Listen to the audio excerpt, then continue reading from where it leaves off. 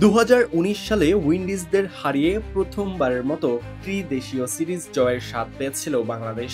যে ম্যাচে বাংলাদেশের জয়ের নায়ক ছিলেন মোসাদ্দেক হোসেন সৈকত, যার নাম শুনলে এক দীর্ঘশ্বাস ফেলতে হয় বাংলাদেশের ক্রিকেট ভক্তদের। সেই উইন্ডিজের সাথে যখন ঘরের মাঠেই খাবি খেল টাইগাররা, তখন আবারও আলোচনায় মোসাদ্দেক হোসেন সৈকতের দলে ফেরা। সেই ভিনটেজ ম্যাচ উইনার সৈকত কি আর একটিবার সুযোগের যোগ্য নয়? যুক্তিতর্ক তো থেকেই যাবে। তবে মিডল অর্ডারে এখন প্রায় সবাই ব্যর্থ, পরিপক্ক ফিনিশারও নেই দলে। স্কোয়াডের প্রায় সবাই ভুগছেন রান খরায়। এমন অবস্থায় মোসাদ্দেক হোসেন সৈকত হতে পারেন বিকল্প ব্যাটার। ব্যাটিং বোলিং দুই জায়গায় ফর্মে রয়েছেন এই অলরাউন্ডার। পারফর্ম করেও বাংলাদেশের নির্বাচকদের দৃষ্টি কাটতে পারেন না সৈকত। ঘরোয়া লিগের প্রতিটি আসরেই থাকেন টপ স্কোরারদের মধ্যেই। বল হাতেও কম যান না ময়মনসিংহের এই ক্রিকেটার, তবুও ডাক পান না বিসিবির কোনো সেটআপে।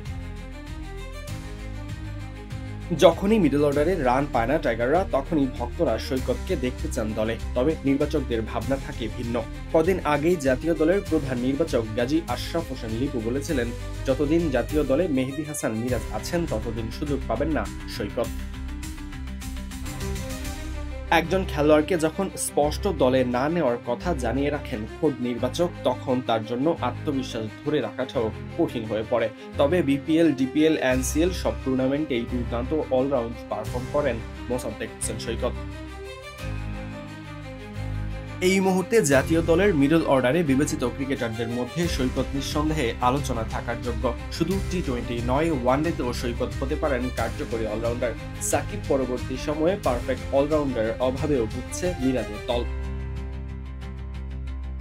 সৈকত সর্বশেষ আন্তর্জাতিক টি-20 খেলেছিলেন 2022 সালের বিশ্বকাপে। এরপর ছোট ফরম্যাটে আর ডাক আসেনি তার। শেষ ওয়ানডেটাও খেলছেন একই বছর। বয়সটাও এখনো সবে 30 ছুঁই। ভক্তরা বিশ্বাস করেন বাংলাদেশের মিডল অর্ডার সমস্যায় সৈকত হতে পারেন নির্ভরযোগ্য সমাধান। আসছে আয়ারল্যান্ড সিরিজে সৈকতকে দলে দেখার অপেক্ষায় তার ভক্তরা। সরাজয়ন, বি স্পোর্টস।